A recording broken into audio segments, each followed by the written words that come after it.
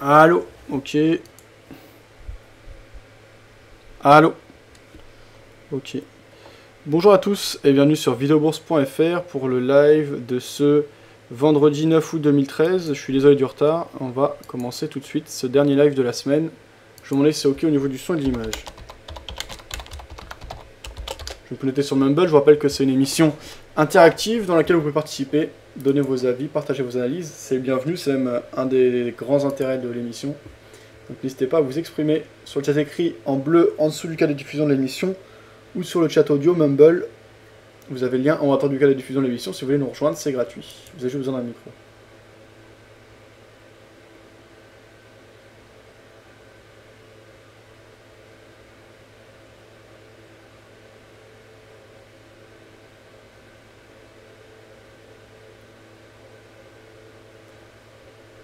Ouais, donc Nostra, tu disais...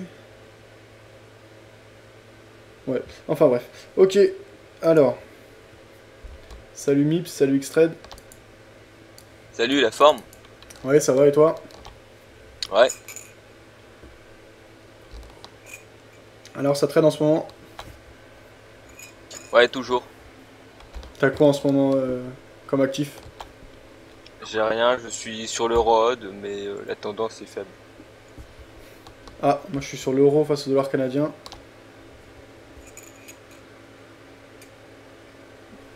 D'ailleurs, il t'intéresse pas toi l'euro face au dollar canadien? Euh... Bah non, puisque vu que j'étais sur le road, je vais pas faire de l'eurocad. Ok. Bon là de toute façon, on a eu une petite correction, donc c'était pas a priori cohérent, mais je pense que la configuration a pu t'intéresser parce qu'on avait une tendance assez forte et une cassure de précédent plus haut, une impulsion assez intéressante. Enfin, voilà. T'en as profité? Un peu, pas beaucoup, mais bah enfin en profiter non en fait. Même pour l'instant je perds plutôt de l'argent, j'ai pris une position, mais pour l'instant c'est négatif parce qu'effectivement on a eu une bonne impulsion, on a cassé les précédents plus haut, mais tout de suite on a eu une phase de correction. Donc là en l'occurrence c'était pas un signal a priori bon, mais bon, sur le coup en tout cas toutes les conditions étaient réunies, donc après on n'est pas maître de son destin après une fois qu'on a pris la position, mais donc j'en ai profité. Pour l'instant je sais pas si ce sera en profiter ou si je perdrai de l'argent avec ce trade, mais je suis en position à l'achat ouais, sur l'euro face au dollar canadien. Ok. Alors, j'attends une confirmation sur le chat écrit. Est-ce que c'est ok au niveau du son et de l'image s'il vous plaît? Et t'as pyramidé un peu sur l'euro face au dollar australien? Ouais, j'ai essayé de pyramider, mais c'est pas passé. Donc bah, j'ai fait juste un tout petit gain, ridicule. 0,11 de ratio. D'accord. T'as pris en compte le taux d'intérêt dans le cadre de cette prise de position? Ouais. Il est dans ton sens? Non, il est contre moi. Ah ok. Donc ça veut dire comment ça peut impacter ton trading ça? Bon, ça m'impacte pas, pas spécialement.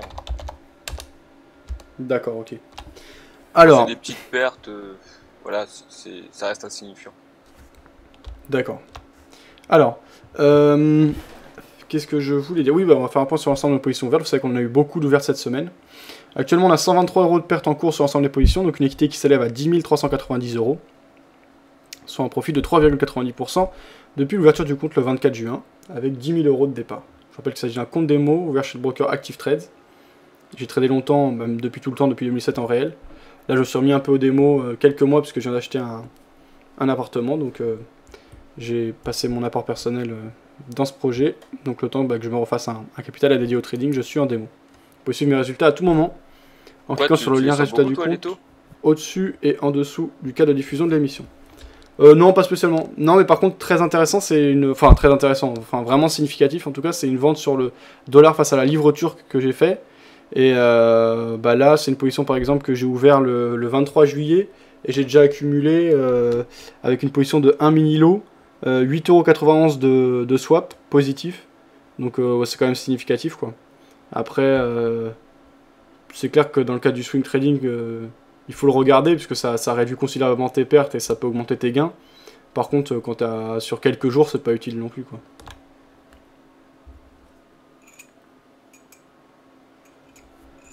Bon alors, mes positions, donc on va aller Dans l'ordre, on va aller des positions les plus perdantes aux positions les plus gagnantes.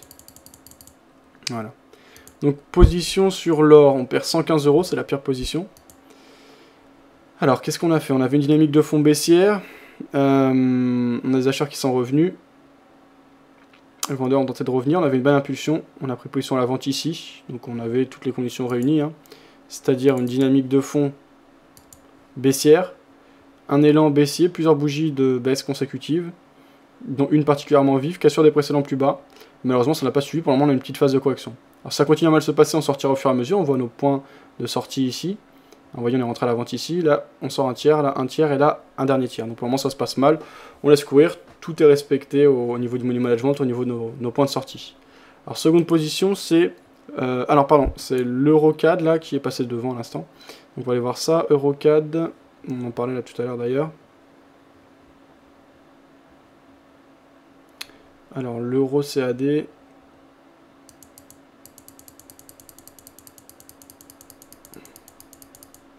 Voilà, qu'on voit ici. Alors, qu'est-ce qui s'est passé sur cet euro CAD? Alors, on a une dynamique de fond haussière avec des plus bas de plus en plus haut, des plus hauts de plus en plus haut. On a cassé les précédents plus hauts. On a déclenché la prise de position sur une accélération haussière. Donc là, pas de souci, c'était cohérent de prendre la position à ce moment-là. On voit que les achats ont bien mal marché. On a une dynamique de fond haussière sur impulsion. Malheureusement, derrière, phase de correction. Je suis très proche d'un premier point de sortie, donc de sortir un premier tiers de la position. Pour l'instant, ça n'est pas le cas. Si ça continue à mal se passer, eh bien, on sortira au fur et à mesure, tout est prévu. Donc, la position était tout à fait cohérente, le signal était cohérent. On a été discipliné, on a attendu des indications précises et, je pense, réfléchies. Donc, il n'y a pas de regret à avoir. Après, une fois qu'on prend la position, on n'est plus maître de notre destin. Ce qu'on maîtrise, c'est le money management, notre manière de sortir, que ce soit en gain ou en perte. Donc là encore, pour le moment, mauvaise position, mais j'ai pas de regret du tout par rapport à cette position. À la limite, c'était même plus cohérent de prendre ça que l'or. Après, par hiérarchie, hein, je suis pas mécontent d'avoir pris l'or. Alors le VIX, bon le VIX c'est une position un peu spécifique par rapport à ce que j'ai l'habitude d'apprendre sur ce compte, on va aller le voir. Mais ici pourquoi? Parce que le VIX, on l'a vu plusieurs fois, hein, il est borné depuis plus de 30 ans au-dessus de 10. Donc là j'avais 14, j'avais un point d'entrée intéressant, avec des acheteurs qui commençaient à revenir légèrement, en tout cas des vendeurs qui commençaient à faiblir ici. Bon derrière ça continue le mouvement de baisse, on est légèrement baissier, si ça doit mal se passer, j'ai mon stop à 9,50 je crois, non un peu plus, à 9,70, 9,70 points. Si on atteint cette zone, ce serait la première fois en 30 ans. En revanche, si on revient et qu'on marque un peu de gain, ce sera très régulier depuis 30 ans. Donc là, j'ai pensé que les probabilités dans mon sens. Ceux qui ne sont pas encore rentrés, qui veulent rentrer maintenant, pour jouer ce même scénario, pourquoi pas, hein, c'est encore plus bas que moi, donc c'est encore plus intéressant. Maintenant, on peut aussi se tromper, les marchés sont imprévisibles. En tout cas, comme j'ai dit, on a quand même 30 ans d'historique qui vont plutôt dans notre sens. Après, c'est pas pour ça que les marchés continueront à faire ça les 30 prochaines années. Mais je pense que les probabilités sont dans mon sens. Alors, le dollar face à la livre turque, là on perd 22 € sur la position, mais on a 8,91 € de swap positif. Donc si on regarde de plus près, dollar face à la livre turque.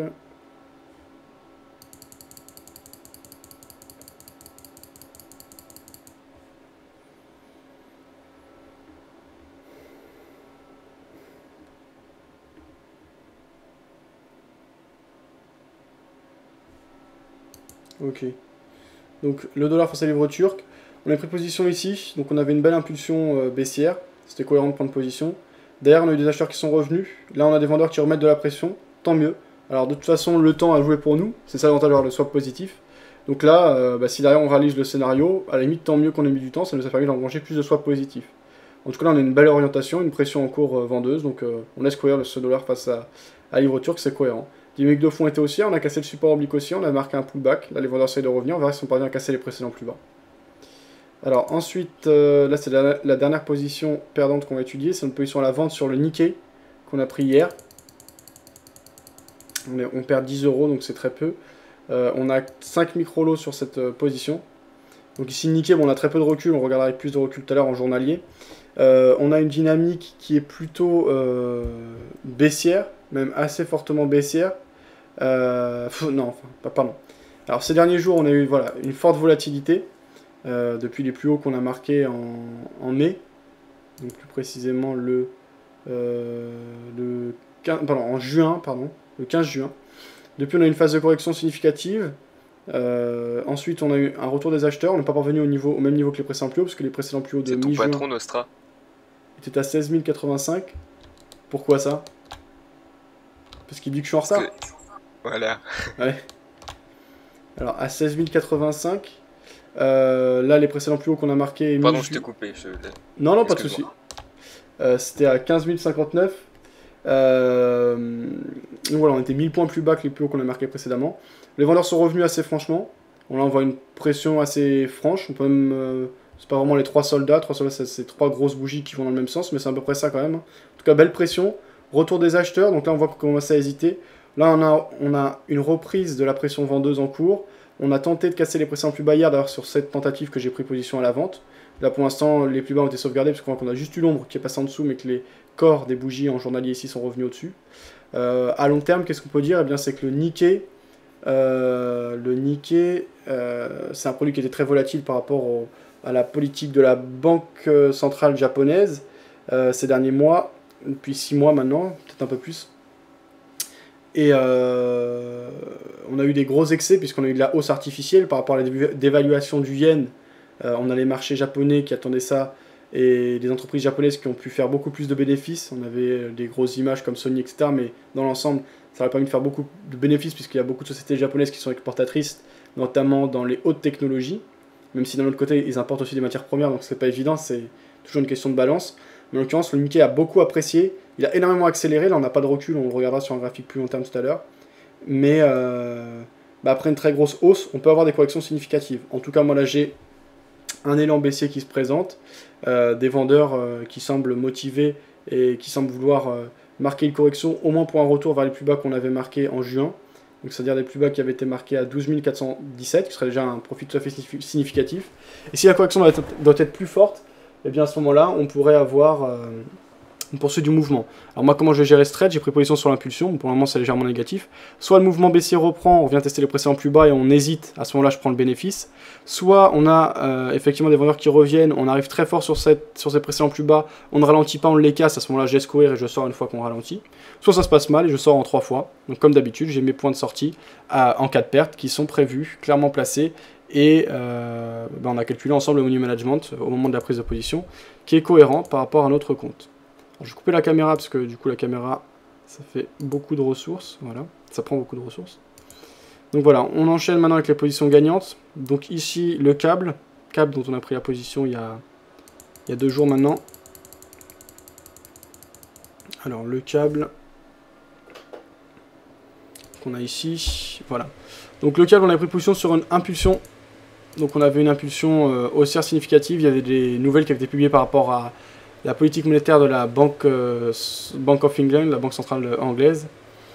On est dans des zones qui ont été pas mal travaillées. Il n'y a pas de vraie dynamique.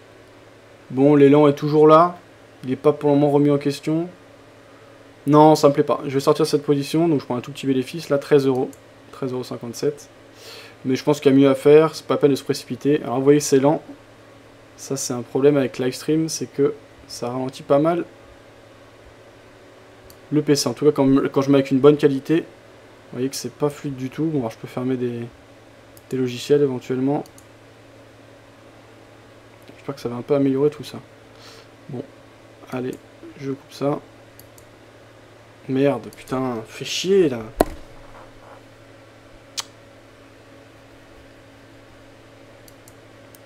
Bon, tout rame. Désolé, ça arrive pas souvent. Qu'est-ce qu'il me fout? Ok. Bon, voilà. Ok, on est sorti de notre position sur le câble. Donc, c'est une prise de profit avec 13,12 €. C'est très peu. Bon, bah, c'est comme ça. Hein. Pourquoi j'ai pris pourquoi je suis sorti?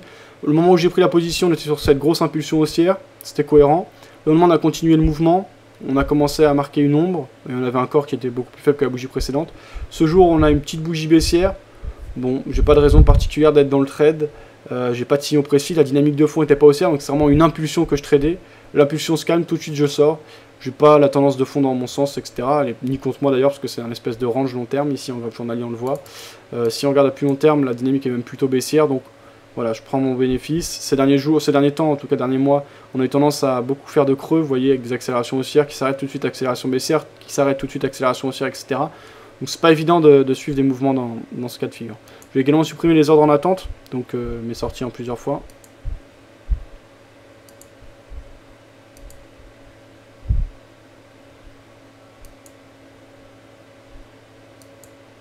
Voilà. Ok. Donc tout ça c'est bon. Alors, on va regarder ensuite, il y avait le dollar-yen. Donc le dollar-yen qu'on a ici.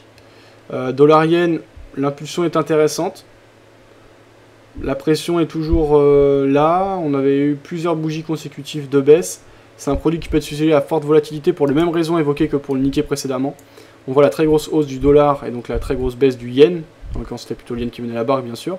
Donc on voit là avec plus de recul l'impact qu'a eu la politique monétaire de cette banque centrale japonaise. Correction violente, 38.2, retour des acheteurs, pullback quasiment parfait, même parfait hein, on peut dire. Sur l'ancien support oblique haussier, on l'avait repéré, hein, vous pouvez regarder les émissions, on l'a repéré ensemble. Sur l'ancien support oblique haussier, les vendeurs reviennent, et bien on a pris position sur une phase d'accélération. Bon là l'accélération est plus... Voilà, elle est un peu remise en question parce qu'on a eu une petite bougie haussière hier. Ce jour, on a une bougie baissière timide. Bon, on va voir ce que ça donne. Je vais laisser courir parce que j'aime bien cette paire. Elle est sujette à possiblement de forte volatilité, donc on verra ce que ça donne. Donc pour l'instant, je laisse courir cette position à la vente sur le dollar yen. Alors, on termine par la position qui est le plus gagnante. Pour l'instant, c'est un succès. 145 € de profit sur notre short sur le Dow Jones. Donc on va aller voir ça. Dow Jones, voilà, qu'on voit ici. On est très haut sur le Dow Jones. On a une impulsion baissière, on a pris position ici. Les 2 jours précédents étaient plutôt hésitants. Ce jour, on a une belle impulsion baissière. On a tenté de casser des précédents plus bas significatifs, relativement en tout cas, qui dataient des plus bas de la bougie ici en graphique journalier marqué le 26 juillet. Bon, bah très bien, pour l'instant, les vendeurs ont en main le marché. Allez, c'est quoi cette fenêtre là? Putain, trop pénible. Ok. Pourquoi pas parier sur un ralliement de la journée du 24 juin dernier, donc quand on a commencé le compte d'ailleurs, qui avait vu des plus basses marquées à 14 463. Derrière, on a eu une très belle hausse. Là, on met de la pression, casé pressé en plus bas. Honnêtement, pour moi, la prochaine zone de support, bon, on peut effectivement regarder l'ancienne zone de résistance qui peut jouer un rôle de support à 14 824. Autrement, la prochaine zone de support majeur, pour moi, horizontalement en tout cas, c'est bien les 14 463. Ça fera déjà un très beau bénéfice, sachant qu'on a ouvert cette position à 15 460. Donc ça ferait 1000 points de profit, ce sera un profit très important. En tout cas, pour le moment, je ne sais pas si on y arrivera jusqu'à là, et je pourrais sortir avant si on a un gros ralentissement ou un retour des acheteurs. Mais là, on a une impulsion baissière. Elle n'est pas énorme non plus, mais on a une tentative de reprise en main du marché par les vendeurs. Donc nos scénarios se réalisent bien. On touche à rien, on laisse courir. On va aller voir s'il y a d'autres possibilités. Je vais tracer d'ailleurs ce support horizontal. Là, 14 456. Ok. Et je vais également repérer, histoire de l'ancienne résistance. Voilà. Ok. Donc à 14 819. Et donc là, ce qu'on... Ouais, on a potentiellement une autre zone de support possible, puisque c'est une ancienne zone de résistance, sur les plus bas du jour à 15 277. Alors autrement, désormais, la zone de résistance importante, c'est les 15 589. Au niveau des supports obliques haussiers, donc là si on prend du recul, en tout cas jusqu'à l'année 2010, pour moi le plus intéressant là c'est de tracer ce support oblique haussier. Donc on voit qu'on a une dynamique très forte à la hausse, on ne pourra pas durer indéfiniment comme ça. Maintenant on ne sait pas non plus si on va pas... combien de temps on va rester comme ça, on peut rester longtemps. Donc voilà, on a une zone de support oblique haussière qu'on surveillera, dont on surveillera la cassure éventuelle. Alors là j'ai repéré ce support oblique haussier en traçant et en reliant les différentes mèches, et on va relier les différents corps pour avoir une zone et non pas seulement un seuil. Voilà, donc on a cette zone qui se présente, qui est assez saine, hein, au niveau de sa régularité. Si on la casse, ce sera un signal important. En revanche, quand on arrive dans cette zone, il faudra faire attention au ralentissement, aux éventuelles amorces de retournement, parce que ça pourrait bien vite se transformer en phase de rebond, et donc il faudra savoir prendre son bénéfice intelligemment si on arrive dans cette zone et que cette hypothèse, ce scénario se présente. Voilà donc par rapport aux positions ouvertes. Donc il me reste 1, 2, 3, 4, 5, 6, 7 positions ouvertes. Et donc on a clôturé une position, c'est un léger gain sur le câble. Voilà, donc on va passer à la lecture de ce qui s'est passé ce jour sur les marchés. Nostra qui disait: sinon Fabien, je suivais ton émission il y a quelques mois quand tu commençais en début d'après-midi et me revoilà. Je sais pas si ça t'intéresse, mais bon. Ok Nostra, n'hésite pas à participer, hein, à nous donner ce que toi tu fais, à nous partager tes expériences sur les marchés. Si tu as un compte et un suivi de compte, à nous le donner l'adresse qu'on regarde ça. Ce sera intéressant. L'idée c'est de faire une émission interactive. Alors, on va aller du côté de romandie.com, voir un peu ce qui s'est passé ce jour et ce qui s'est dit en salle de marché. Je vous rappelle, hein, par rapport à mon compte, vous pouvez suivre tous les résultats à tout moment en cliquant sur le lien résultat du compte au-dessus ou en dessous du cas de diffusion de l'émission. Vous avez un suivi via MyFXbook. Bourse, les marchés européens en hausse dans un marché atone. Est-ce qu'on va aller voir de plus près? Non, pas spécialement. Pétrole, voici, on va aller voir ce point. Les bourses européennes ont terminé en hausse vendredi dans un marché atone en raison de la période estivale, notamment insensible aux bons chiffres en provenance de Chine, hormis Londres. Le marché a monté tout en étant relativement atone et sans qu'il y ait une activité extrêmement soutenue qui puisse justifier d'un tel mouvement, a estimé Rémi Naturkreitsch, un gérant de Mescart Gestion Privée. Les marchés traversent une période de calme, notent les analystes de CMC Market, notamment après 2 semaines chargées avec des indicateurs économiques et des nouvelles concernant les banques centrales. Les données économiques chinoises plutôt bonnes sont insuffisantes pour inciter les investisseurs à parier nettement à la hausse, ont-ils noté. L'Eurostoxx 50 a gagné 0,31%. La bourse de Paris a terminé dans le vert, plus 0,3%, après avoir battu tous ses records de 2013. L'indice CAC 40 a gagné 12,23 points à 4076,55 points, soit son plus haut niveau de l'année en clôture, après avoir amélioré son record de 2013 en séance à 4087,73 points dans un volume d'échange faible de 1,1 milliard d'euros. Le CAC 40 a ainsi réussi à franchir le seuil sur lequel il butait des 4070 points son précédent sommet et rejoint les plus hauts niveaux depuis le 3 mai 2011. Alors, devise, l'euro perd un peu de terrain dans un marché sans grande direction, ça pourrait nous intéresser. Pétrole, le brut maintient sa hausse grâce aux bons chiffres chinois.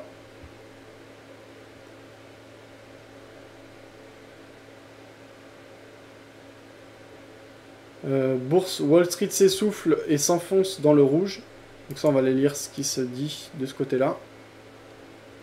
La bourse de New York s'enfonçait dans le rouge vendredi à la mi-séance, les investisseurs occultant de bonnes données chinoises pour engranger des profits. Le Dow Jones lâchait 0,76% et le Nasdaq 0,25%. Vers 16h GMT, 18h HEC, l'indice vedette Dow Jones Industrial Average cédait 118,23 points à 15 380 points et le Nasdaq à dominante technologique 9,34 points à 3659,78 points. L'indice élargi Standard & Poor's 500 perdait 0,45%, moins 7,58 points, à 1689,90 points. Wall Street était parvenu jeudi à prendre un peu d'élan pour mettre fin à une série de 3 séances consécutives de recul, mais repartait à la baisse vendredi après une ouverture hésitante. Personne n'est vraiment très actif sur le marché, a relevé Grégory Volokin de Mescart New York. À l'issue d'une semaine sans éléments capable d'inciter les investisseurs à s'engager franchement sur le marché, les investisseurs en profitent pour prendre des profits sur des indices qui sont par ailleurs en hausse de près de 20% depuis le début de l'année, a-t-il expliqué. De plus, le S&P 500 a de nouveau échoué ce matin à franchir la barre des 1700 points qui devient un seuil de résistance, a ajouté M. Volokin. Même des données économiques chinoises plutôt bonnes ont été insuffisantes pour inciter les investisseurs à parier nettement à la hausse, ont remarqué les analystes de Charles Schwab. La production industrielle de ce pays, deuxième puissance économique mondiale, a ainsi enregistré en juillet une hausse de 9,7% sur un an, la plus forte depuis 5 mois, contre 8,9% en juin selon les chiffres officiels. Les ventes de détail ont pour leur part augmenté de 13,2% sur un an en juillet, presque au même rythme que le mois précédent. Tout signe d'amélioration de l'économie chinoise retient en ce moment l'attention du marché, mais une paire de bons indicateurs mensuels ne suffit pas à conclure que la tendance au ralentissement de la croissance dans ce pays est en train de se renverser, ont noté les analystes de briefing.com. Voilà ce qu'on pouvait lire. Nostrak disait, là je coupe mon short Eurodoll et GEP-USD pour être liquide pour le week-end. Je vais m'intéresser à USD NOK et USD CGD, donc ça c'est la devise singapourienne, pour la semaine prochaine. D'accord, alors qu'est-ce qui t'intéresse particulièrement par rapport à ces devises, Nostra? Et est-ce que tu as pris des bénéfices sur tes coupures de Eurodoll et CAG, ou est-ce que tu as pris des pertes? Salut Mips qui nous a rejoint. Alors, Wall Street, Focus Bourse, Londres, chômage et minute de la BOE au programme. Le CAC 40 en hausse, battant ses records de 2013. Je vous rappelle que dans le cadre de cette émission, sur performance, l'idée est de prendre pour indice de référence le CAC 40, qui est un indice qu'on regarde un peu tous en tant que Français et francophones, en tout cas la plupart, et d'essayer de le battre. Pour le moment, ça n'est pas le cas. Hein. Le CAC a été très fort depuis le 24 juin, date de début de l'émission, et du début du compte. On verra à terme si on parvient à le battre. En tout cas, je continue à gérer consciencieusement et de manière la plus disciplinée possible et intelligente possible le compte. Meurtre, un arrêt de bus à Berne, ça ne peut pas nous intéresser. Bourse Francfort, le DAX termine dans le vert au terme d'une séance calme.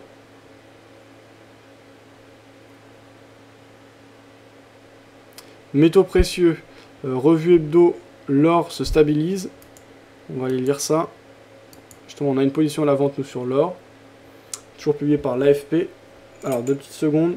Avant de vous lire cet article, on va aller voir une vidéo. On consulte en ce moment pas mal de vidéos, vu que les blogs sont un peu tous en vacances, les blogueurs. Tiens, j'ai vu qu'il y a l'ami... Ouais, salut Mips. Benoît Rousseau de nlil.com qui a publié la vidéo et qui a fait un petit article sur son blog, merci à lui. Je vous rappelle, hein, vous pouvez la retrouver dans le menu de gauche, dans À la Une, la vidéo le concernant, l'interview réalisée à Tours il y a quelques semaines.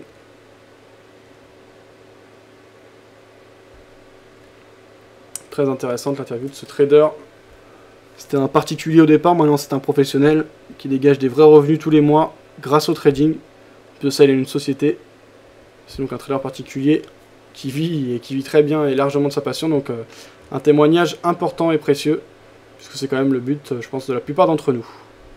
Retour au premier plan de la Chine, ça c'était le point direct de New York Financial Press, on l'a déjà bien entendu. Fin du calvaire pour BlackBerry, toujours les plans directs du floor new-yorkais. Potentiel haussier sur Vallourec.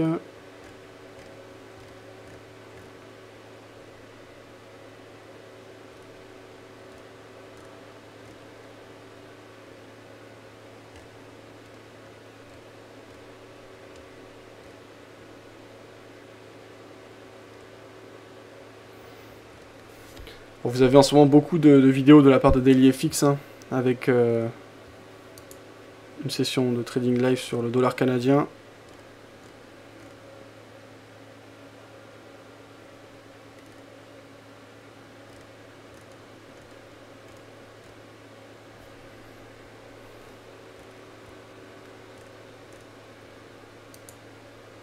Retraite, donc le débat sur les retraites, ça c'est franco-français.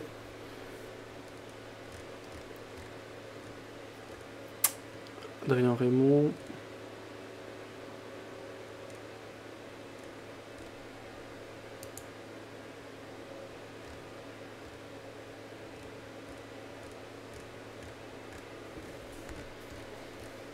Alors, il y avait Manuel Le Chip qui parlait du pouvoir d'achat des Français en chute. C'était sur BFM Business. BM Team Micro, ça va m'intéresser. Immobilier véritable, baisse des prix peu probable.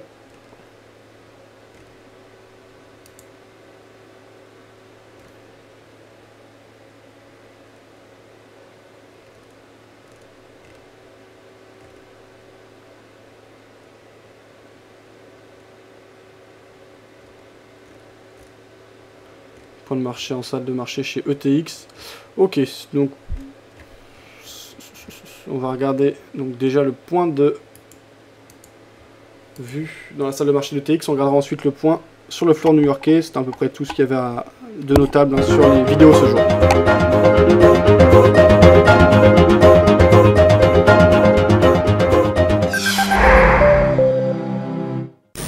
Il y hier, grâce à la publication du chiffre du commerce extérieur chinois, les marchés ont entamé leur premier rebond. Et cette nuit, une nouvelle valse d'indicateurs chinois devrait donner l'élan nécessaire pour une nouvelle séance haussière. Bonjour, je suis Adrien Cohen, je vais vous faire un point sur les marchés ce matin à l'ouverture. Alors je vous le disais, grâce à la publication du chiffre du commerce extérieur chinois, hier les marchés ont effectué leur premier rebond, notamment aux États-Unis où le Dow Jones a clôturé en hausse de 0,18% et le Nasdaq, quant à lui, a terminé en hausse de 0,41%. Alors ce matin, c'est le Nikkei qui a donné le coup d'envoi de la séance. L'indice de Tokyo terminé relativement proche de l'équilibre, en hausse de 0,07%. Alors ce matin, les marchés européens étaient attendus en très forte hausse, notamment dû à la valse d'indicateurs chinois qui est apparue dans la nuit. Effectivement, la production industrielle chinoise a augmenté de 9,7% et les ventes au détail chinoises ont également augmenté de 13,2%. Alors l'indice parisien, le CAC, était même attendu sur ses plus hauts annuels à 4075 points. Cependant, à 8h45 est apparu le chiffre de la production industrielle française qui est apparu en baisse, donc largement aux attentes. Ce chiffre a un peu ralenti la cadence. On a ouvert cependant relativement en hausse, mais à 4064 points. Alors, la séance d'aujourd'hui s'annonce relativement calme, toujours dans de faibles volumes. Effectivement, ces derniers jours, le CAC peine à dépasser les 1 milliard de volume d'échange, ce qui reste cependant relativement normal pour un mois d'août. Du côté des chiffres, aujourd'hui à suivre, ils viendront tous du Canada, avec notamment la publication des chiffres du chômage. C'est un chiffre qui devrait impacter les amateurs de Forex, cependant ça devrait très peu impacter les marchés européens. Du côté des valeurs à suivre aujourd'hui à la Bourse de Paris, à noter Danone qui a effectué l'acquisition de YoCrunch. YoCrunch qui est le leader américain de la production de yaourt avec topping, donc une petite phase de croustillant au-dessus du yaourt. Cependant, le montant de l'acquisition n'a quand même pas été encore dévoilé. Donc Danone, valeur à suivre. Également GDF qui a annoncé ce matin l'acquisition quant à lui de BBW, un producteur d'énergie anglais. Le montant de la transaction quant à lui a été évalué à 220 millions d'euros. Excellente séance à tous, à très bientôt, au revoir. Bon, il avait l'air fatigué, hein, ce gars en salle de marché là. Bon, intéressant, voilà, d'avoir les points de vue et des commentaires en direct des salles de marché relativement importantes. TX Capital, c'est comme un gros broker à Londres. Oui, donc aujourd'hui, beaucoup de nouvelles par rapport au dollar canadien. On ira voir ça juste après. Là, on va regarder un peu ce qui s'est dit sur le fort new-yorkais. Alors, il y avait la Minostra qui disait pour essayer d'en choper une.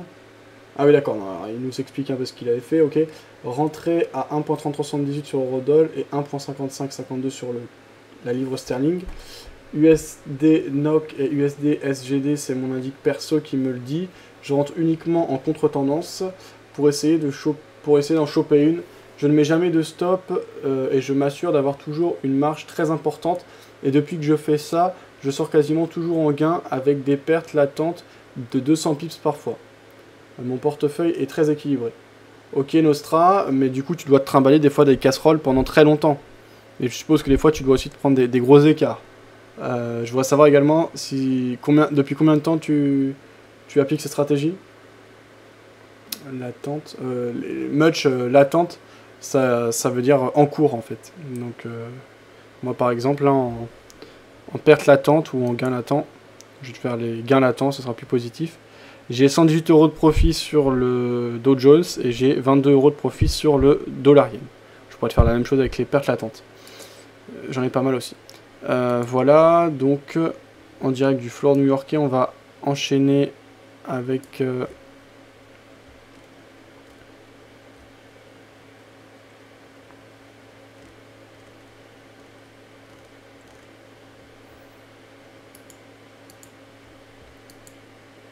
New York Financial Press à propos de la Chine.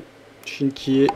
Fin de semaine tranquille pour le marché des devises. La monnaie européenne et la monnaie américaine fluctuent tous deux autour de leur niveau de la veille. On a donc en ce début d'après-midi un euro qui s'échange contre 1,3359 $. Aucune statistique majeure n'a été publiée aujourd'hui, en tout cas de part et d'autre de l'Atlantique. Aucun discours non plus de la Réserve fédérale, c'est donc toujours l'interrogation quant au futur ou à la future politique monétaire américaine. En revanche, en Chine, la production industrielle a progressé. Net regain pour le mois de juin, plus 9,7%. C'est son niveau le plus haut depuis le mois de février. Et c'est surtout la preuve du retour en force de l'économie chinoise après une période de doute inhabituelle qui avait surpris les cambistes. La Chine semble donc de retour au premier plan. Hier déjà, elle avait publié d'excellents chiffres quant à ses exportations et ses importations.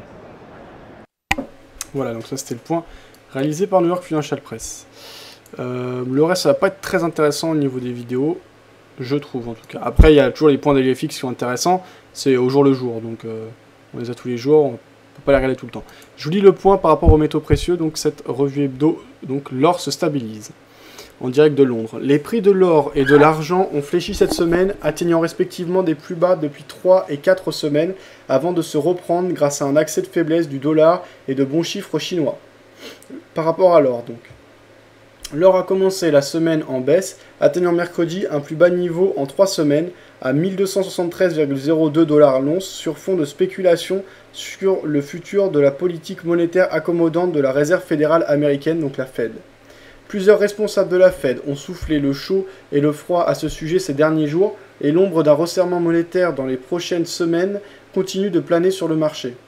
C'est l'annonce d'un calendrier précis de diminution des injections de liquidités de la Fed qui avait provoqué la dernière brutale dégringolade du prix de l'or mi-juin. Un ralentissement puis une suppression de ces injections signifierait que l'économie américaine serait considérée par la Fed comme remise sur pied et éloignerait les craintes d'une hausse de l'inflation, autant de conséquences néfastes pour le métal jaune. Mais l'or s'est repris à partir de jeudi grâce à l'amélioration de la conjoncture chinoise et un accès de faiblesse du dollar. Une salve de statistiques économiques chinoises publiées jeudi et vendredi, commerce extérieur, production industrielle, inflation, etc., ont apaisé les récentes craintes d'un ralentissement de la deuxième économie mondiale. La croissance des importations chinoises plus forte qu'attendue montre que la demande intérieure chinoise rétablit ce qui est de bon augure pour la demande d'or, ont notamment souligné les analystes du courtier Sharps Pixley. Deuxième consommateur mondial d'or, la Chine est actuellement le principal facteur de croissance de la demande de métal jaune, ont indiqué les économistes de Commerzbank, rappelant que les importations chinoises d'or au premier semestre ont presque totalisé celles de l'ensemble de l'année dernière. Sur le London Bullion Market, l'once d'or a terminé à 1309 $ au fixing ce soir, contre 1309,25 vendredi précédent. Par rapport à l'argent, dans le sillage de l'or, auquel il constitue une alternative bon marché, l'argent a commencé la semaine en baisse, marquant mercredi un plus bas depuis le 10 juillet à 16,16 $. Pardon. 2 petites secondes s'il vous plaît. Allô? Ouais, ça va? Ouais, ça va. Je sais pas, en tout cas il y aura un truc, mais je te rappelle si tu veux, parce que là en fait je suis en direct dans l'émission, donc je te rappelle vers 19h20. Ouais, c'est ça. Enfin, sur la Web TV, la première Web TV francophone relative au trading. Vas-y, à tout à l'heure. Excusez-moi. Alors, dans le sillage de l'or auquel il constitue une alternative bon marché, l'argent a commencé la semaine en baisse, marquant mercredi un plus bas depuis le 10 juillet à 16,16 $ avant de se reprendre et de terminer en hausse vendredi. L'once d'argent a terminé vendredi à 20,31 $ contre 19,46 $ 7 jours auparavant. Platine et palladium. Les métaux platinoïdes, qui sont principalement utilisés dans l'industrie automobile pour la construction de pots catalytiques, ont terminé la semaine en hausse. Les prix du platine et du palladium ont été sous pression au début de la semaine à cause de la baisse du prix de l'or, puis se sont repris à partir du milieu de la semaine en raison d'une hausse de la demande physique et d'achat technique d'investisseurs en Amérique du Nord et en Asie, explique-t-on sur le site d'information Platinum Today, qui appartient au premier affineur mondial de platinoïdes Johnson Matthey. Voilà donc ce qu'on pouvait dire et lire à propos de l'or et de l'argent.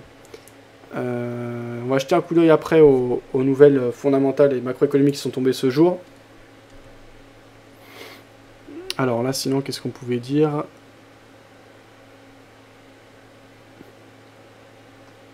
Devise. L'euro perd un peu de terrain dans un marché sans grande direction.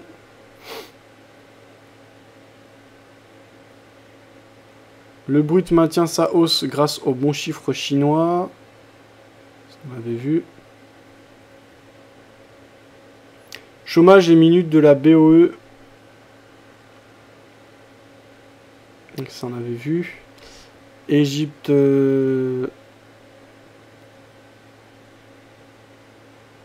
Ok, Francfort. Donc le DAX termine dans le vert au terme d'une séance très calme.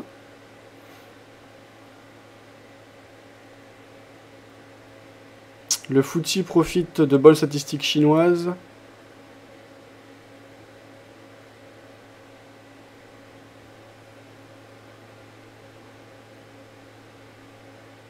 États-Unis, UBS versera 110 millions pour clore une plainte. UBS, ils sont dans pas mal de bourbiers en ce moment. Notamment, je me rappelle par rapport à l'Iran. Ils faisaient des activités avec l'Iran malgré l'embargo. Espionnage. Métaux de base, revue hebdo. Les prix surfent sur les bons chiffres chinois. Parce qu'il y a les métaux précieux et les métaux de base. Et c'est vrai que les métaux de base, on les regarde jamais. Ils doivent être plus chers aussi. Bon, enfin voilà, j'ai pas l'impression qu'il y ait grand chose d'autre. USA-Russie, fête d'intérêt partagé malgré les différends. La relation, ouais, ok. Donc ça c'est toujours un peu de tension par rapport aux États-Unis. La Russie en ce moment par rapport à Snowden. Bon, moi à titre personnel, je comprends tout à fait la Russie. Hein. C'est même honteux de la part des États-Unis. Enfin, même la France extérieure devrait aussi. Ils ont tous été espionnés, donc je comprends pas pourquoi il n'y a pas un. Je sais pas, ils auraient tous dû lui proposer l'asile, quoi. Le mec, il risque complètement sa vie pour déclarer que les États-Unis surveillent les autres pays. Et je sais pas, on devrait lui dérouler limite le tapis rouge, quoi. Enfin, bref. Alors, bourse Wall Street pèse, on avait vu. 12 touristes, télévision, presse. UBS, voilà. Bon, pas grand-chose d'autre hein, d'important. Bon, en Europe, mouvement très limité sur un marché obligataire atone. Voilà, donc on voit, il n'y a pas énormément de grosses nouvelles. Focus Bourse, Francfort se tourne vers la zone euro pour gagner en tonus. Alors juste un dernier petit point sur le marché allemand. La saison des résultats se poursuivra la semaine prochaine à la bourse de Francfort qui espère une bonne reprise côté de la croissance en zone euro au deuxième trimestre pour redonner du tonus à un marché ralenti pendant l'été. Sur la semaine écoulée, l'indice vedette DAX a cédé 0,82% à 8338 points, tandis que le MDAX des valeurs moyennes a gagné 0,87%. La saison des résultats du deuxième trimestre s'est montrée mi-figue, mi-raisin jusqu'à présent. La faible conjoncture économique se reflète dans les chiffres des entreprises, note Wolfgang Albrecht, analyste de la banque LBBW. Ce tableau d'ensemble ne devrait pas être modifié par les résultats d'entreprise attendus la semaine prochaine, prévoit-il. Le bal des publications financières se poursuivra avec mardi des chiffres du fabricant d'engrais et de CLK+S, du fournisseur d'énergie E.ON et du conglomérat industriel ThyssenKrupp. Le groupe d'énergie RWE publiera son rapport mercredi, tandis que la compagnie aérienne Air Berlin fermera la marche jeudi. Du côté des indicateurs économiques, les investisseurs recevront mardi le résultat pour le mois d'août du baromètre ZOO de la confiance des milieux financiers allemands, ainsi que les chiffres de l'inflation en Allemagne en juillet. Mais surtout, la place francfortoise devrait concentrer son attention sur une première estimation du produit intérieur brut PIB au deuxième trimestre de la zone euro dans son ensemble et de tous les pays qui la composent devant être dévoilés mercredi. Les chiffres nationaux de production industrielle en juin ont donné de nouvelles preuves que le PIB de la zone euro s'est peut-être accru entre avril et juin, faisaient remarquer les analystes du cabinet Capital Economics. Toutefois, une étude plus fine des données suggère que ces chiffres sont peut-être moins encourageants qu'ils n'y paraissent, prévenait-il. De leur côté, les analystes de la banque DK Bank affichaient leur optimisme. La récession qui tient en étau la zone euro depuis l'automne 2011 sera surmontée pour la première fois au deuxième trimestre, écrivait-il dans une note. Selon ces analystes, l'Allemagne devrait rester son principal moteur de croissance en livrant une hausse solide de son PIB sur cette période. En outre, il mise sur une stabilisation au Portugal et une contraction seulement légère en Espagne et en Italie. Quant à la France, deuxième économie européenne, elle devrait renouer avec la croissance, ajoutait-il. De son côté, le Japon livrera lundi ses chiffres de croissance au deuxième trimestre. Voilà donc ce qu'on pouvait lire du côté de l'Allemagne. Donc pour le fondamental, on a terminé. Un petit mot, ce qui me ferait assez rire d'ailleurs. Je vois bien que là, en fait, quand on a été dans la merde, concrètement et fondamentalement, les marchés actions n'ont fait que de monter, puisque les États-Unis étaient tellement forts dans ce qu'ils faisaient, c'est-à-dire de racheter 85 milliards d'actifs, donc d'inonder le marché de liquidité. Et donc les marchés européens étant souvent des réplicas des marchés américains. On a eu une hausse alors que l'Europe était vraiment dans la difficulté. Là maintenant on commence à parler, et il est très probable que dans les prochaines semaines, prochains mois, on ait Bernanke qui annonce concrètement un ralentissement de ses plans de rachat ou une hausse du taux d'intérêt, les deux pouvant aller ensemble bien sûr. Eh bien on va avoir des marchés européens qui dans ce contexte vont se mettre à corriger.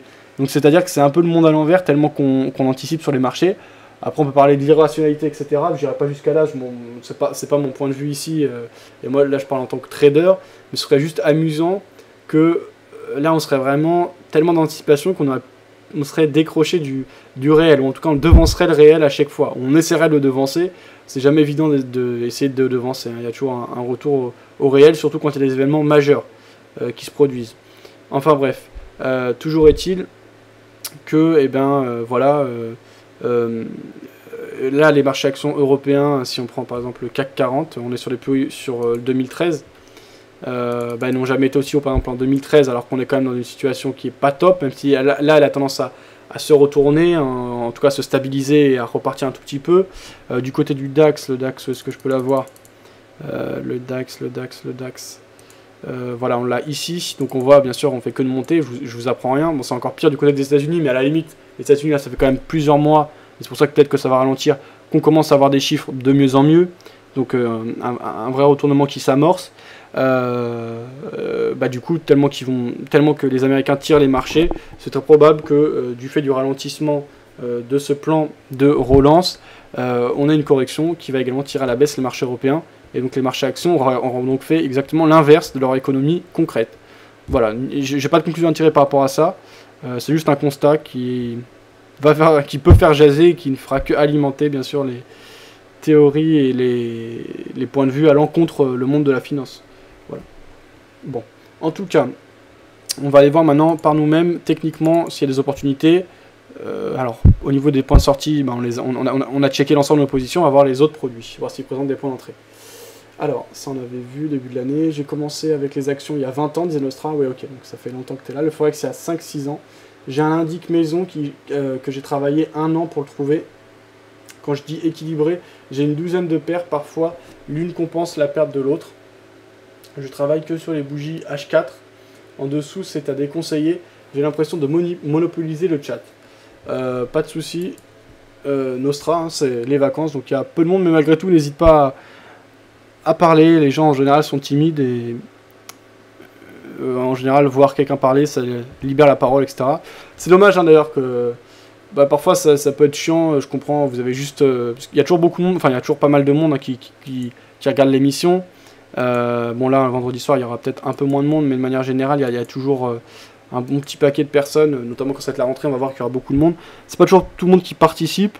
Ne serait-ce que balancer voilà, vos prises de position, votre point de vue. Quand je dis quelque chose, vous n'êtes pas d'accord, vous avez quelque chose pour appuyer, le partager, ça prend quelques secondes et finalement ça fait vraiment vivre l'émission, donc finalement qui est à votre service. Donc n'hésitez pas à le faire. En tout cas merci Nostra d'avoir partagé tes points de vue. Alors quelqu'un d'autre qui participait c'était Mips, mais lui sur le chat écrit du Mumble. Alors n'hésitez pas à plutôt participer Mips sur le chat écrit de Vidéo Bourse, hein. Mumble c'est plutôt pour l'audio. Au fait, salut Vincent, que vous avez l'argent sur le Mumble, ça va? Ça m'avait vu. Moi qui voulais faire du long terme avec l'eurodoll, c'est mal parti. Moins 500 points. Ah, donc Mips qui a pris 500 points. Comment ça se fait Mips que tu as pris 500 points de perte sur le eurodoll, puisqu'il n'a pas tant bougé que ça ces derniers temps? J'hésite à prendre la perte. Bah alors après, tu vois, ça c'est un gros problème, Mips. Déjà, si tu dis que t'hésites à prendre la perte, non. Là, quoi qu'il arrive, tu seras toujours hésitant. C'est dans la psychologie humaine, ça. Tu peux lire des livres sur la psychologie, etc. Tu verras qu'on a toujours tendance à vouloir prendre rapidement le gain et à laisser courir les pertes en espérant, en se mettant en mode espoir. Donc pour pallier à ça, il y a plusieurs solutions. Moi, celle que je préconise et que j'utilise, c'est un gros mot parce que ça veut dire que je conseille. J'ai pas le droit de faire de conseils. Hein. En France, il faut des licences pour ça. Moi, ce que je fais par rapport à ça, c'est de tout prévoir à l'avance et de le respecter strictement. D'ailleurs, intéressant, là, on vient d'avoir une sortie d'un tiers d'une de nos positions. Donc, il s'agit de l'Eurocad. Eurocad qu'on va voir. L'Eurocad, où est-ce que je l'ai ?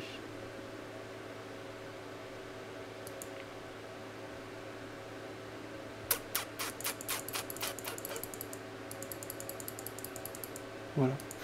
Eurocad, donc on a pris une position ici, tout de suite une phase de correction importante, on a sorti un premier tiers de la position, on pourrait sortir un deuxième tiers si on revient ici au niveau des 1.3560 environ, et on sortira entièrement si on casse ici.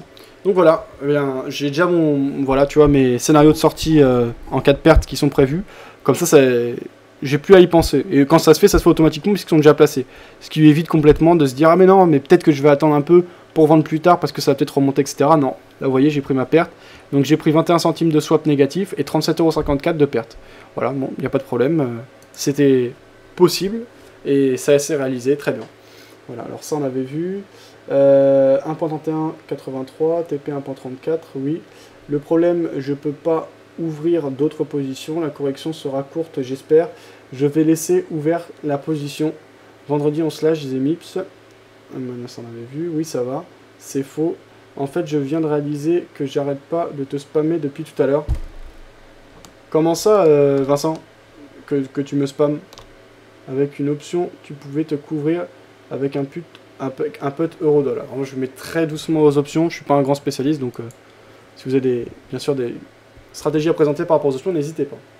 Alors, Nostra sur le chat écrit qui disait, ça on avait vu, je précise quand je dis quasiment pas de perte, je pars à chaque fin de semaine. Je parle à chaque fin de semaine. Je venais avant, c'est clair que je chattais pas. Je me présente un peu. J'ai 41 ans, 2 enfants, dont une petite fille qui va avoir 1 an le 15. J'ai un compte MT4, un compte MT5 sur Active Trades et un compte démo chez Wanda que j'ai ouvert il y a 1 mois avec un gain de 21% en appliquant la même technique qu'en réel. Ceci dit, en réel, je fais mieux ce mois-ci, en juillet, disait Nostra. Ok, intéressant. Merci Nostra. Donc toi tu dis que ça fait 20 ans que tu es sur les marchés et notamment par rapport aux actions. Est-ce que tu dirais qu'en 20 ans tu es plutôt positif ou plutôt négatif? On sait bien sûr qu'il y a une majorité de traders particuliers qui perdent de l'argent à long terme.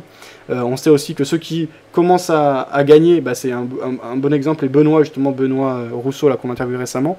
Pendant 10 ans il a perdu de l'argent sur les marchés et maintenant bah, il vit très bien du trading. C'est ça qui peut être frustrant et qui peut en laisser beaucoup sur le côté malheureusement. Ainsi qui disait salut Fab, peut-on utiliser le Mumble quand il n'y a pas d'émission? Tout à fait, ainsi soit-il. Moi je paye chaque mois l'abonnement de 3€ et quelques pour ça. Donc n'hésitez pas à venir sur le Mumble. Alors là actuellement les émissions c'est que de 18 à 19h. Par contre c'est vrai qu'à la rentrée ce sera toute la journée. Quoi qu'il arrive. En tout cas de 9h à midi puis de 14h à 17h30 voire 18h. Et en plus le soir il y aura encore de 18h à 19h.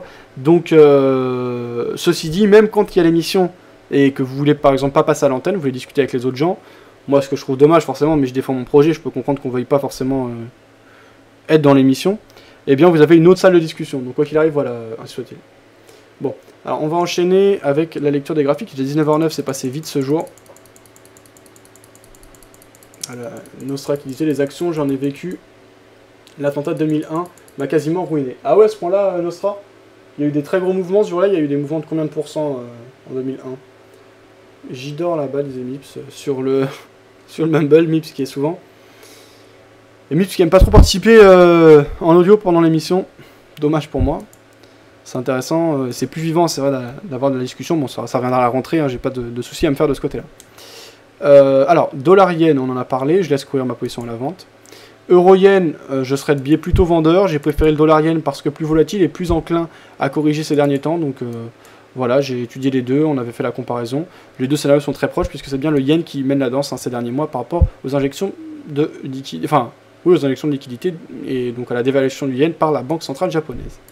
Le CAC 40, bah, je serais plutôt sur un biais haussier. Il n'y a rien à dire. Alors ce qui me gêne un peu, c'est que les marchés américains ont un peu de mal en ce moment et ont plutôt tendance à corriger. Ceci dit, pour le moment, c'est pas plus développé que ça du côté des marchés américains. La baisse, hein, bon là on a 121 € de profit, on est rentré à 16 020 et on cote, on est rentré à 15 460 et on cote actuellement 15 477, donc il n'y a pas de variation énorme et on voit une décorrélation entre les marchés européens et les marchés américains. Là, on verra comment ça se recorrèle. En général, c'est quand même les marchés américains qui ont le dernier mot. On verra si c'est le cas cette fois-ci. Les marchés sont toujours pleins de surprises. En tout cas là, si on doit faire quelque chose, je le ferai pas parce que je suis vendeur sur les marchés américains, donc ce sera un peu on peut soit penser à de la couverture, pourquoi pas d'ailleurs, soit prendre des positions décorrélées, donc c'est-à-dire je suis vendeur des marchés US, j'ai plus un confiance et j'ai plus un scénario pour ma part, une vision plutôt baissière sur les marchés actions et notamment sur le marché actions américain, mais force est de constater que techniquement là, le CAC 40 casse les précédents plus hauts et qu'on a une impulsion haussière ce jour. Donc moi, qu'est-ce que je ferais dans ce cadre-là? Bon, alors après, il faut que j'ai aussi des convictions fondamentales qui iraient dans ce sens. Je serais plutôt enclin à prendre position à l'achat et établir un objectif proche et des stops au fur et à mesure. Voilà, maintenant, c'est pas en lice avec mes convictions fondamentales, donc je ne le ferai pas. USDT-RY, très bien, on en a parlé. AUD-CAD, dynamique de fond très clairement baissière. Phase de correction. Pour l'instant, les acheteurs sont encore assez forts. Quand ils commencent à faiblir, pourquoi pas shorter? À ce moment-là, on rentrait sur phase de repli. Dans le sens de la dynamique de fond, sur phase de repli, donc à bon compte, alors même que le mouvement de correction s'essouffle. Mais là, c'est trop tôt pour le faire. Voilà. Alors là, à la limite, par contre, ce qu'on peut faire sur EUR-CAD, ici en graphique journalier, c'est prendre du recul, prendre les plus hauts et plus bas de la dynamique baissière qu'on vient d'avoir. Voilà, pardon. Et donc, on voit qu'on est proche des 23.6, mais on n'y est pas tout à fait. Donc, pour le moment, la dynamique de fond n'est absolument pas remise en question, loin de là. Donc on peut tout à fait shorter une fois qu'on a un ralentissement, ce sera en lice avec les marchés, c'est des comportements de marché et de tendance tout à fait sains que d'avoir des respirations et des petites phases de correction. Là où ça commencera à être plus inclin, si on casse les 38.2 et encore plus si on casse les 50%. 61.8, ça invalide complètement la tendance de fond. Le câble, on en est sorti, pas de regret. On est quand même sur une zone horizontale, donc de range. Il n'y a pas de direction franche, donc trader l'impulsion était intéressant. On a pris un petit profit, tant mieux. On a pris une petite perte, mais là on a des vendeurs qui commencent à revenir, je sors tout de suite. L'euro-dollar, plutôt acheteur puisqu'on est sorti à la hausse du triangle. Maintenant, je préfère rentrer sur impulsion. Ce jour, on a plutôt une phase de correction.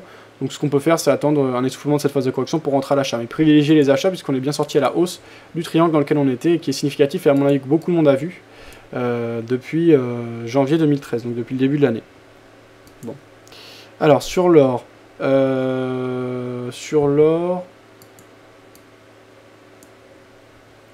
a une dynamique horizontale. On a des plus hauts de plus en plus bas, des plus bas de plus en plus bas. Là, on a une distribution intéressante. On a une distribution qui se multiplie là, justement, dans une zone assez serrée. On est plus dans une zone d'attraction que dans une zone d'accélération.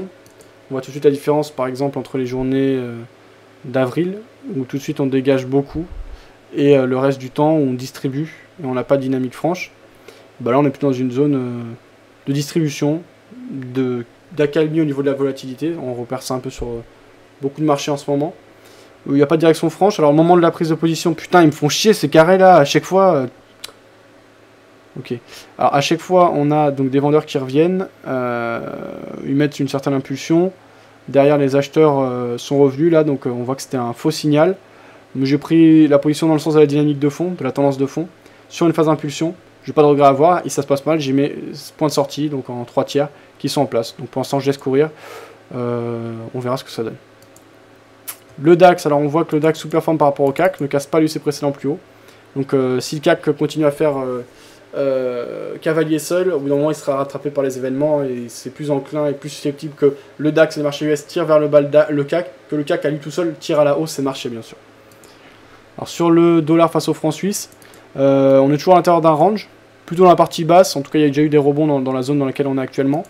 Et on voit actuellement justement qu'on a un affaiblissement du mouvement de baisse et des acheteurs qui commencent à revenir. Donc les plus audacieux peuvent acheter, pourquoi pas en se protégeant sous les précédents plus bas. Moi c'est pas mon genre de trading donc je le ferai pas. USD CAD, belle dynamique baissière, belle impulsion. Pourquoi pas shorter, poursuivre l'impulsion en cours. On a eu des grosses news ce jour, on voit que ça réagit. Attention, on est toujours au-dessus d'un support oblique haussier qui a conduit le mouvement, donc on voit un canal assez sain. Donc à la limite, pourquoi pas suivre maintenant. Attention, on a des plus bas assez serrés, assez proches.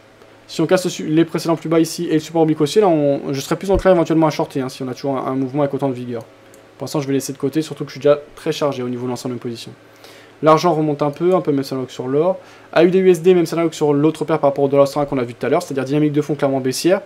Phase de correction, je pourrais attendre que cette phase de correction s'essouffle pour prendre position à la vente. Donc dans le sens de la tendance de fond, à bon compte puisque sur phase de repli. Et pas essayer de ramasser un couteau qui tombe, c'est-à-dire pas m'opposer à la pression en cours. Euro GBP. On a de la distribution. On a une dynamique de fond qui est haussière sur l'euro livre sterling ici en graphe journalier. On n'est pas parvenu à casser les précédents plus hauts. Pour le moment, pas de prise de position pour ma part. Euro franc suisse, pas de prise de position. AUD, GPY, même scénario que sur les autres paires relatives au dollar australien que j'ai vu précédemment et qu'on a étudié ensemble. Par rapport au Dow Jones qu'on a vu tout à l'heure, bon, bah là on a une petite correction là en fin de journée. Je laisse courir, toujours un biais plutôt baissier et pour le moment techniquement ça va plutôt dans ce sens là. Fondamentalement je suis également plutôt baissier. USD HKD ne bouge pas beaucoup. NZD USD pas très intéressant, un peu même scénario que sur le câble. Dynamique de fond plutôt baissière, maintenant hésitation, donc bon, je suis pas fan de ce type de scénario, je préfère les tendances. VIX, bon bah là c'est un scénario d'achat, pas forcément cohérent techniquement, mais ceci dit il faut connaître cet indicateur de volatilité, donc on appelle également indicateur de la peur relatif au S&P. C'est pas tradé comme tous les autres produits, on est proche de la bande basse qui n'a pas été franchie depuis 30 ans, voilà pourquoi j'ai eu un scénario haussier que je maintiens pour le moment. À la limite, je jouerai encore davantage à ce moment-là, puisqu'on est plus bas que quand j'ai pris en position. Mais pour moi, voilà, c'est cohérent, il y a toujours un risque, mais voilà, on a quand même 30 ans d'historique qui vont plutôt dans notre sens. Je répète pas tout, hein, c'est peut-être pas très clair pour ceux qui viennent de prendre l'émission en cours, mais je vous invite à regarder les émissions des jours précédents, j'en ai beaucoup parlé. Du VIX. Le Nikkei, bon, on a pris sur impulsion, on est toujours en cours de position. Le pétrole, bah, impulsion haussière intéressante, après un espèce de marteau, en tout cas une grande ombre haussière, un petit corps. Une grande ombre baissière et un petit corps. Pourquoi pas acheter après, idéalement, pour attendre la cassure des précédents plus hauts. Voilà, dynamique plutôt haussière, donc c'est sympa comme signal. Là encore, je vais pas le prendre parce que je suis déjà chargé, j'ai pas envie de trop charger la mule. Voilà. USD ZAR, pas grand chose. Donc ça c'est le Nasdaq, pas grand chose. S&P, pas grand chose. Euro CAD, on a sorti un tiers de la position. Voilà donc l'ensemble des produits que l'on surveille. Donc pour bilan, on perd actuellement 158 € sur l'ensemble des positions ouvertes. Une équité qui s'élève à 10 330 €. Donc pour un compte qu'on avait commencé avec 10 000 € le 24 juin. Salut, bon week-end. Ok, ciao, tu laisses courir des choses ce week-end, X-Red? Comment? Tu laisses courir des positions ce week-end? Non, j'ai rien. Ok, très bien, bonne soirée à toi, à bientôt. Donc Bye. X-Red qui est trader de tendance, qui a besoin de volatilité pour prendre position, de vraies tendances, de vraies impulsions. En ce moment, c'est pas des marchés qui sont optimaux pour ce type de trading. Alors, sur le chat écrit, ça on avait vu. Neutraliser les actions, j'ai vécu, ça on avait vu. Merci, bien soit-il. Neutraliser le Forex, avant, je faisais n'importe quoi. Là, je suis en gain régulier depuis quelques mois. D'accord. Et donc, quel type de rendement tu arrives à obtenir mensuellement, par exemple, Nostra, et pour quel Dradon? Je participe avec modération des Enips. Nostra qui disait 100 000 en une journée, c'était une des seules fois où j'étais devant l'écran. Mon chien avait... Ah oui, d'accord. J'étais pas devant l'écran. Ah oui, d'accord. 100 000 € réels en une journée, oui. C'est vraiment énorme. Il avait perdu combien de pourcents le marché? Parce qu'il me semblait que c'était pas si fou au niveau des marchés financiers le 11 septembre. Par exemple, ça a été beaucoup moins fou que ce qu'on a eu en 2008 avec la crise des subprimes. Mais Sony, toi, tu dis que ça a été comme un gros choc. En très peu de temps, on a perdu beaucoup, c'est ça, hein? Alors, je vais aller voir s'il y a des choses qui sont dites sur le Mumble. On va terminer par la lecture d'un article sur un blog.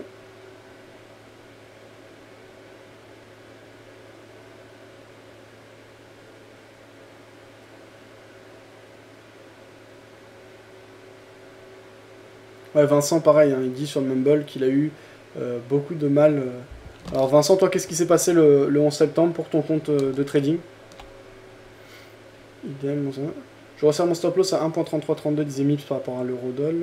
Je peux t'aider de la terre pour la volatilité, disait Vincent. Alors, on va aller voir du côté des blogs. Donc, enlil.com.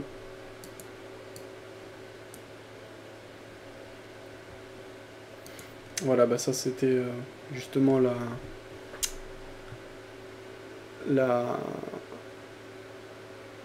l'interview qu'on avait fait. Crise grecque de 2010. J'ai fait un petit article sur la crise grecque justement.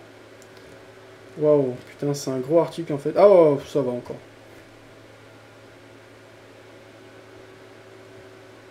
Ok. Alors, qu'est-ce que la crise grecque de 2010? La crise grecque marque le début de la crise de la dette souveraine dans la zone euro. Elle a obligé les autres membres de la zone euro et le FMI à intervenir afin qu'elle ne conduise pas à une explosion de la zone euro. Cette crise se résume à une incapacité de la Grèce à payer ses dettes, à une forte augmentation de ses déficits publics qui a entraîné une panique générale dans la zone euro. Les marchés se sont aperçus de la mauvaise gestion de l'État grec,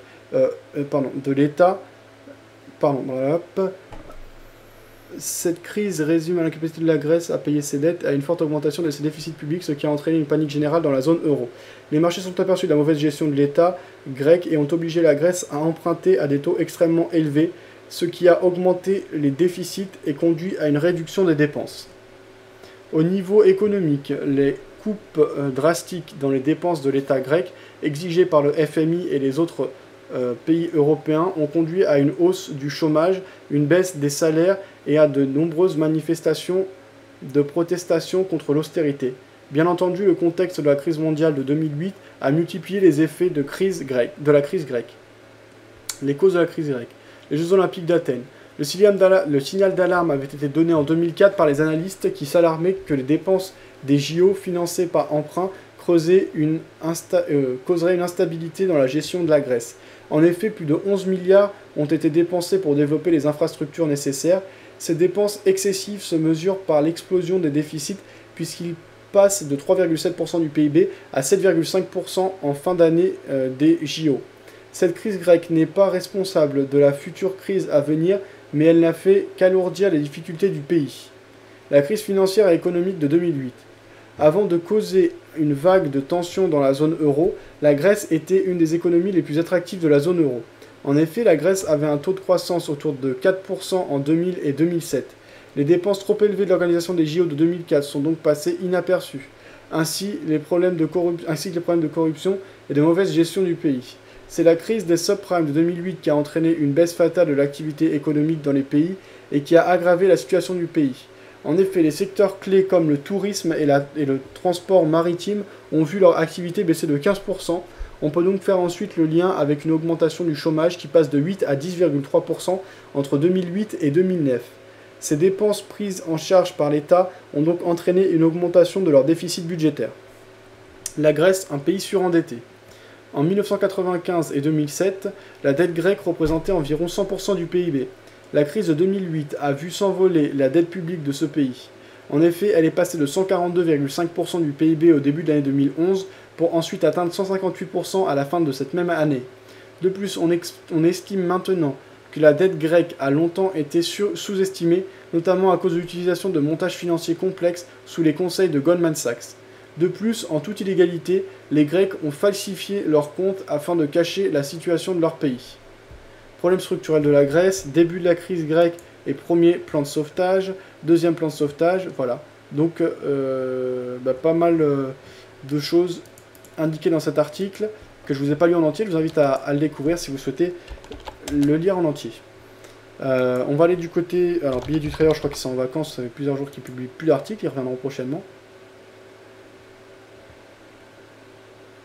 Non, pas l'article. Et du côté de Margin Call, est-ce qu'on a du nouveau? Danse avec les requins. Non, pas de nouveau du côté de Margin Call. Ok. Bon, bah, du coup, on va se terminer l'article sur la Grèce alors. Et on terminera la journée là-dessus. On aura fini notre travail. On aura fini notre semaine d'ailleurs. On se retrouvera ensuite lundi pour le prochain live. Ce week-end, il y aura encore pas mal de parutions. Donc, vous pourrez rester connecté. Alors.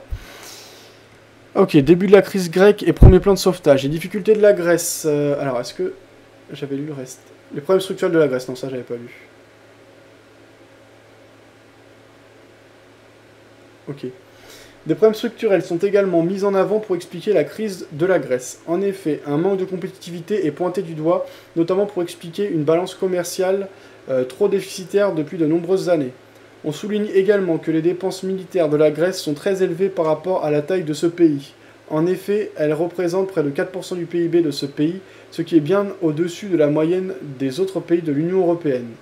Beaucoup d'experts se sont interrogés en ce qui concerne le manque de développement de la Grèce, notamment au niveau des deux secteurs clés que sont le tourisme et le transport maritime, qui sont pourtant des secteurs stratégiques pour amasser les devises étrangères. Début de la crise grecque et premier plan de sauvetage.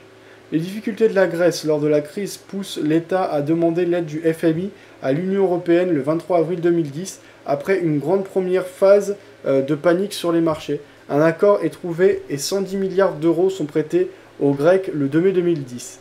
Néanmoins, ce prêt est accordé à la Grèce en échange de réduction des dépenses très strictes, gel des salaires, hausse de la TVA, augmentation de la durée de cotisation pour les retraites, etc. L'implication des marchés et des agences de notation, notamment Moody's, Fitch et Standard & Poor's, a été pointée du doigt pour leur rôle dans la crise grecque.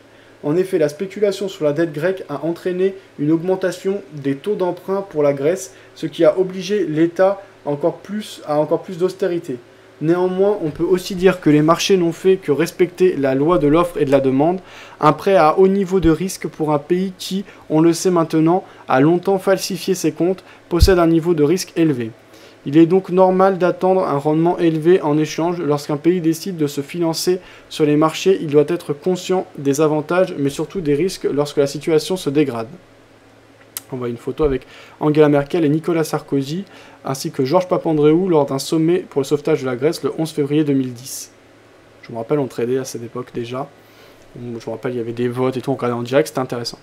Deuxième plan de sauvetage de la Grèce. En mai 2011, les analystes se rendent compte que la Grèce ne pourra pas passer par les marchés en 2012 pour se financer. De nouvelles sources de financement doivent donc être mises à la disposition de la Grèce. Là, les Européens n'ont pas le choix. Ils arrivent donc à un accord pour le sauvetage de la Grèce. On se souviendra qu'au passage, l'Allemagne a été d'abord réticente, mais a fini par accepter, surtout à cause de ce qu'elle perdrait en cas de crise européenne globale et d'éclatement de la zone euro. Ce deuxième plan de sauvetage est donc officialisé le 27 octobre 2011. 109 milliards d'euros ont une nouvelle fois été mis à disposition de la Grèce. La crise grecque a fait débuter les rumeurs de sortie de la zone euro pour la Grèce. Cette solution est maintenant oubliée étant donné que les nouvelles dispositions ont été prises pour la Grèce et que l'Union européenne semble montrer des signaux d'une reprise. Voilà donc où on en est et ce point fondamental intéressant, donc publié par l'ami Benoît sur son blog nil.com. Voilà, eh bien on a terminé notre travail ce jour. Alors, qu'est-ce qu'il disait sur le chat écrit? Ça on avait vu. Moi, après, j'avais tout récupéré. En juillet, j'ai fait 45% et 55%. Ok Nostra, donc c'est vraiment des résultats exceptionnels a priori, puisque aucun hedge fund n'est capable de faire bien sûr de tels résultats sur le long terme. Est-ce que tu penses les tenir? Ça fait combien de temps que tu les tiens? Et est-ce que tu as un niveau de risque acceptable? Les autres mois, beaucoup moins, car je testais encore ma technique, dit Nostra. Mon but est d'en revivre à nouveau. Jamais baisser les bras et la tête. On perd une poule. Alors Gugus qui dit n'importe quoi, donc je vais le bannir.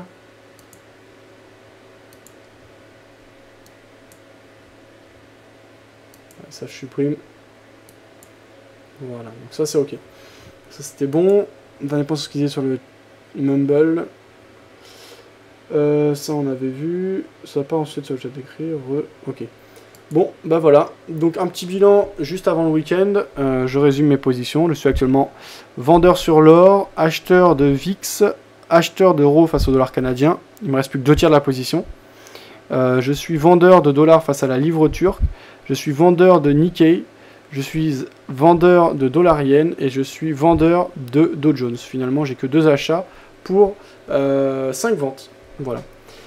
Vous pouvez suivre tout ça en cliquant sur le lien résultat du compte au-dessus du cas de diffusion de l'émission. Bonne soirée à tous, bon trade et à la semaine prochaine.